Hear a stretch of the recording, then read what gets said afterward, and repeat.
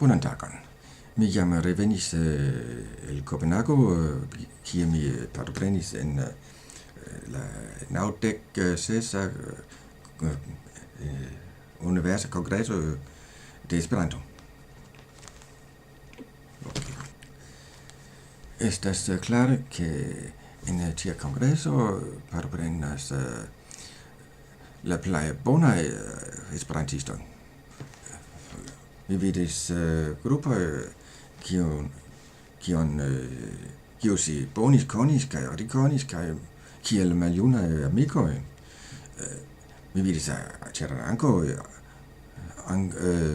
infanoj kaj junuloj kiu bone Esperanton parolis kaj tiu kiu provas ke Esperanto povas funkci kiel lingva gepatra,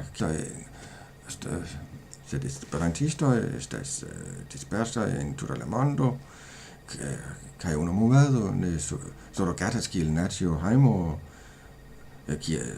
kun propria kampara regiono kaj floton kaj kun floto kaj armeo. Excepte unu kongreso tutmonda kie tiu parolas en Esperanto estas bona surrogato. Kiam mi eksciis ke la internacia asocio intentis fari kongreson en Danio, mi sekve decidis partopreni per aktivigi mian Esperanton. Mi ne partoprenis en tuta la kongreso, sed malgraŭ tio mi ĉeestis kelkaj interesaj diskutoj. Tiel unu diskuto pri temo fundamentalismo. Esperanto estas konceptita kiel lingva artefarita por Zamenhof. Sed nuntempe la parolantoj traktas lin kiel sia propraĵo, riĉigante lin kun neologismoj, ignorantaj elementojn de la fundamento de Zamenhof. Ĉu vi deziras lerni la lingvo de la parolantoj aŭ la lingvo de Zamenhof? Bone. Kiel mi vidas la problemo de la lingvo. Se la germanoj uzas neologismoj de la lingvo germana, rusas de la lingvo rusa, danoj de la nia lingvo, do Esperanto riskas esti dispeligi dialektoj regionaloj. Sed la lingvo ke mi deziras lerni estas la lingvo de la esperantistoj. Kaj esperantistoj ĝistempo ne destrugis la sian lingvon. La diferenco inter latina kaj aŭ neolatina kaj Esperanto estas ke la skribita tradicio estas tre forte kontraŭ en latino. Kontraŭ al Esperanto kies movado estas forte. Tiel mi pensis ke la evoluo de Esperanto estas neevitable. Dum koncerne latino, mi estas konvinka neolatinisto, revisionisto, kaj edukataj esperantistoj devas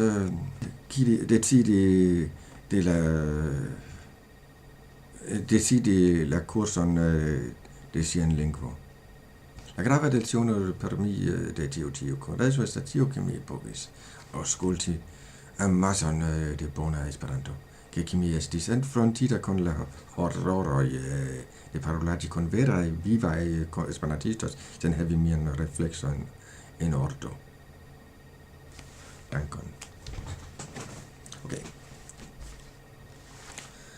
I have just returned from first a short visit to Italy for 4 days, and then from the international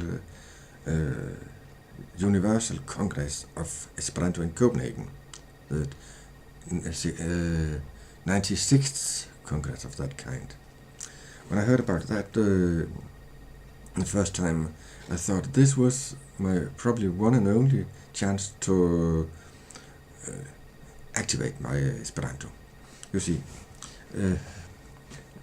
to speak a language, like any language, like Esperanto, it's not enough to know a lot of words, it's not enough to be able to think even in the language, it's not enough to be able to write in the language. You need a set of automated reflexes to speak it. So I thought maybe, Esperanto is not a language with a graphical area. It has not a. What has it got? It's got a lot of widely dispersed speakers, and there to have that experience of visiting a country where everybody speaks the language isn't relevant in the case of Esperanto. What you have got is the possibility to participate in such a congress, and this congress was in my own country. I couldn't leave that chance unused. And the problem is, I went there and I heard a lot of excellent speakers of Esperanto, even native speakers of Esperanto, children, youngsters, and old people who had learned the language as children, which is one of the things that can make you somewhat perplexed when your own Esperanto is something you've learned and keeps within your own head. So for the first 2 days or so, I just listened. The first day I just listened, and at the end I could listen and understand practically anything. But whenever anybody asked me a question, I was shocked, and it took me, even after 4 days, I still made silly errors, words which I should know. I just couldn't recall them. This is not a matter of not having the word in your memory. It's not a matter of having it as an active word, because I can make a video. You see that? But when a real living person asks you a question, it's something quite different. Then you have to have a set of automated reflexes, and I didn't have those. But not really enough, but it's a good start. I'm not really perplexed about that. It's not really a thing that bothers me, because I know it from earlier. When I visited Italy for the first time, I had the same experience. I came not to Stazione Centrale di Milano. I came to Stazione Garibaldi, which I didn't know existed, on a grey foggy morning, and I ended up at Cimitero Monumentale somewhere, and I asked Il Duomo, and the man said Il Buari, and that's the only thing I understood. But I understood I had to go to the auction and pass the auction, and I would find the center of the town and the dome, the cathedral. And now I went there again 4 days, and I was immediately if Italian had been an old friend of mine. I could think in the language, but I could also speak the language, and I could, the most important thing, react when somebody spoke to me. And I'm still not there with Esperanto. It will come. So even though I didn't participate in more than 4 days of a week-long congress, I still heard some interesting discussions. And I would like to mention one about the fundamentalism of Esperanto. Someone who invented the language made a short list of points which were essential for his language, and he made up a dictionary, a vortary of language, but he also specifically said that the language was supposed to evolve, but on the basis of those 16 rules, golden rules. And what happens now? It has been taken over by Samnhof is dead. It has been taken over by the speakers, and some of those are keen to invent neologisms, to import words from other languages to make up their own words, and this means that Esperanto risks atomization process, where Swedes and Germans and Russian, Danes all speak different versions of the language. Actually, I heard on the Congress that at least those excellent speakers I heard, they all understood each other. I could mostly hear some trace of their native languages, but the big split up has not happened yet, and I doubt it will happen. Take the comparison with Latin. Latin has a very rich history and very few modern speakers, and very few native speakers in particular. But nevertheless, I can understand Latin across the borders. I can understand the Italian version of the Catholic Church. I can understand the so-called restored pronunciation when I heard it on YouTube and other places. So, a few neologisms here and there won't harm the language. I think, in the end, whatever one Congress may decide, it will always be the best speakers, the best even native speakers of the language, and who will determine the course by publishing things, by speaking in congresses and places like that. And there's nothing at all any committee can do about that. So let's just hope that Esperanto will stay a living thing, well, marginal. I have to go down in the archives in the cellar of my local library if I want to find anything in Esperanto. It is absent from my